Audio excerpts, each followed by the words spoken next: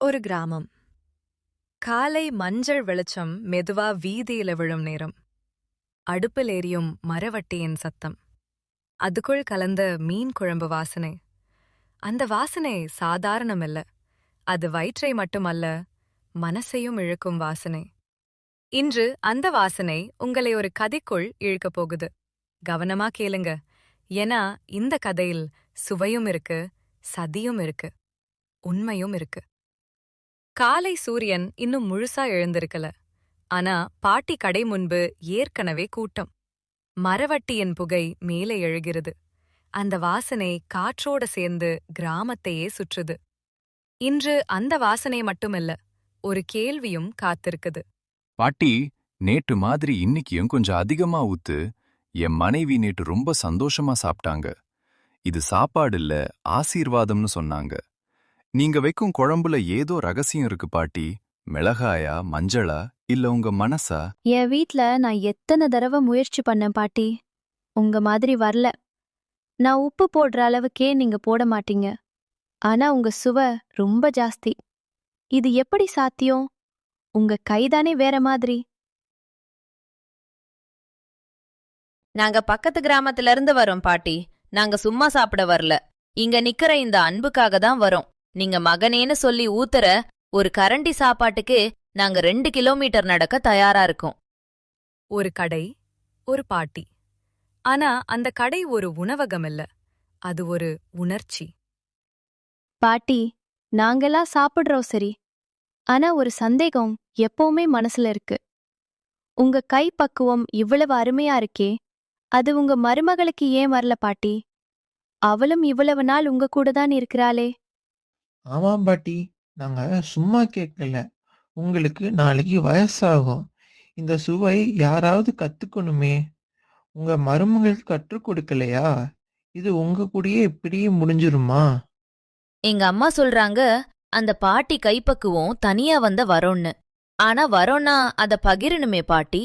உங்க மருமகளுக்கு கூட கொடுக்கலன்னா அது கொஞ்சம் சுயநலமா இல்லையா? கூட்டம் சும்மா கேட்கல. அந்த கேள்வியில் ஆர்வமும் இருந்தது. சிலருக்கு உண்மையான அக்கறையும் இருந்தது. சிலருக்கு சின்ன சின்ன கிசுகிசுவும் இருந்தது. இப்போ பாட்டி என்ன சொல்லப் போறாங்க? என்னடா நீங்க இப்படி கேக்குறீங்க? நான் என் மருமகளுக்கு சொல்லிக் கொடுக்கலன்னு யார் சொன்னது? கைப்பக்குவம் கத்துக்கிறது சுலபம்னு நினைக்கிறீங்களா? மசாலா அளவோட மட்டும் அது வராது. அடுப்பின் சூட்டை உணரணும்.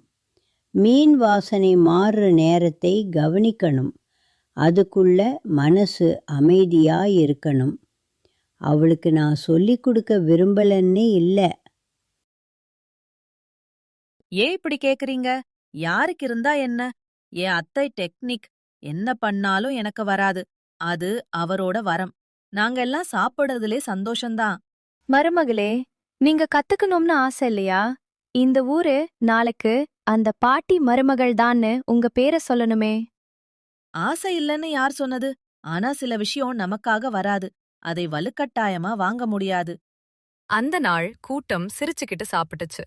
ஆனா அந்த கேள்வி மட்டும் அந்த வீட்டுக்குள்ள விதையா விழுந்துடுச்சு. ஒரு விதை. பின்னாடி அது என்ன மரமா வளரப்போறது யாருக்கும் தெரியாது. ஆனா எல்லா வெற்றிக்கும் எதிரே ஒரு நிழல் இருக்கும். அந்த நிழல் மெதுவா நகர ஆரம்பிச்சிடுச்சு. எதிர்பக்கம் மாரிமுத்து தள்ளுவண்டி. மாரிமுத்து வண்டியில அடுப்பை ஏற்றி வைத்து வெறுமையா சுற்றி பார்ப்பான். நான் வைக்கிற குழம்புல என்ன குறை? நான் கூட நல்ல மீன்தான் வாங்குறேன். மசாலாவும் சரியாதான் போடுறேன். ஆனா என் கடைக்கு யாருமே வரமாட்டேங்கிறாங்க. எல்லாரும் அந்த கிழவி கடைக்கு தான் போறாங்க. இது நியாயமா? ஒரு தடவை கூட யாராவது வந்து, சரி மமாரிமுத்து, உன் சுவையும் நல்லதுதான்னு சொன்னா எனக்கு தைரியம் வரும். ஆனா இப்படி வெறுமையா நிக்கறதுல என்ன தவறு பண்ணேன்? பொறாமைன்னு சொல்லறது ஒரு நெருப்பு. அது வெளியில் எரியாது, உள்ள மெதுவா எரியும். ஆனா மாரிமுத்து மனசுல எரிஞ்சது பொறாமையா இல்ல வேற ஏதோவா? அது உங்களுக்கு இன்னும் தெரியாது. மறுநாள் கால பாட்டி காணாம போயிட்டாங்க. கடவாசல் பூட்டியிருக்கு. மர அடுப்பும் குளிர்ந்திருக்கு. இது என்ன விஷயம்? பாட்டி ஒரு நாளும் கடை மூட மாட்டாங்க.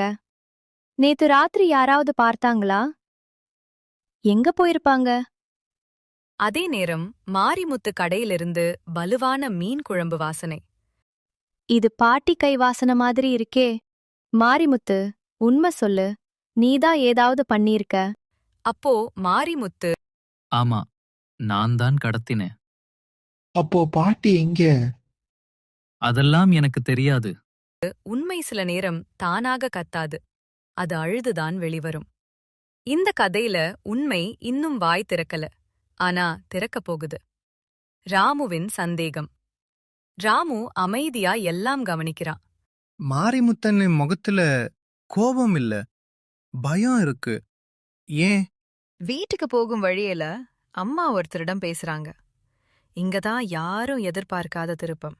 அந்த கிழவிய நீங்க என்ன பண்ணீங்கன்னு எனக்கு தெரியாது. ஆனா என் கண் முன்னாடி வரக்கூடாது. வேலை சரியா நடக்கணும். புரியுதா? ராமுவுக்கு மின்னல் அடிச்ச மாதிரி அதிர்ச்சி. ஒரு வார்த்தை, ஒரு குரல், ஒரு சந்தேகம், ராமுவின் உலகம் குலுங்க ஆரம்பிச்சிருச்சு. நம்ம வாழ்க்கையில சில பேரை ரொம்ப நம்பியிருப்போம். அவங்க இதெல்லாம் பண்ணுவாங்கன்னு யோசிச்சு கூட பார்க்க மாட்டோம். ஆனா அவங்களே அந்த தப்ப பண்ணாங்கன்னு தெரியறப்போ, அப்பா, அந்த வழிய சொல்லவ வார்த்தையே இல்ல. ராமுக்கு அப்போ ஒரு சந்தேகம். இவங்க தான் கடத்துனாங்கன்னா அப்ப ஏன் மாரிமுத்தன்னே தான் கடத்தினதா சொல்லணும்? ராமு மாரிமுத்துவ பார்க்க போறான். அண்ணே, நீங்க தான் பாட்டிய கடத்துனீங்களா? இல்ல, நீங்க கடத்தல. உங்கள பார்த்தா எனக்கு அப்படி தெரியல. உண்மைய சொல்லுங்க, நான் இருக்கேன். மாரிமுத்து ரொம்ப அழுகுறான். ஆமா, நான் தான் கடத்தினேன். இல்லப்பா, நான் தான் கடத்தினேன்னு சொன்னேன். ஆனா உண்மை வேற. நேத்து நைட்டு என் கடை ஓடல. சோகத்துல இருந்தேன். அப்ப உங்க பாட்டி தான் வந்தாங்க. மாரிமுத்து நேத்து நடந்ததா சொல்றான். மாரிமுத்து, ஏன் சோபத்திலே இருக்கே? என் கடை ஓடல பாட்டி.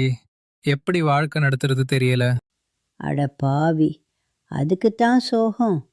வா, என் கைப்பக்குவம் உனக்கு சொல்லி கொடுக்கறேன். மசாலா எவ்வளவு, உப்பு எவ்வளவு, மீன் எப்போ போடணும், எப்போ அடுப்பை குறைக்கணும், இதெல்லாம் மனசால கத்துக்கணும்டா. அப்பா, அவங்க எல்லாம் சொல்லிக் கொடுத்தாங்க. ஆனா 2 பேரு என் வீட்டுக்கு வந்தாங்க. நாளைக்கு பஞ்சாயத்துல நான் தான் கடத்தினேன்னு சொல்லணும். இல்லன்னா உன் குழந்தையை கொண்டுருவோம் அப்படின்னு மிரட்டினாங்க. அந்த ஆளுங்க எப்படி இருப்பாங்க? மாரிமுத்து அடையாளங்கள சொல்றான். இவங்க சொல்றது நம்ம அம்மா பேசிட்டு இருந்த ஆளோட அடையாளம் மாதிரியே இருக்கே. அண்ணே, நீங்க கவலைப்படாதீங்க, நான் இருக்கேன். சொல்றான்.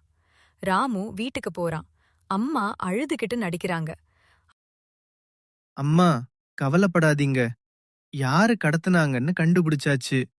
அப்போ அவங்களுக்கு ஒரே அதிர்ச்சி. அப்படியா? யாரு ராமு? ராமு அப்போ திரும்பி பாக்குறான். அப்பா, இவங்க தான் நம்ம பாட்டிய கடத்தினவங்க. அப்போ அப்பா கோவமா கடத்தினவன அடிக்க போறாங்க.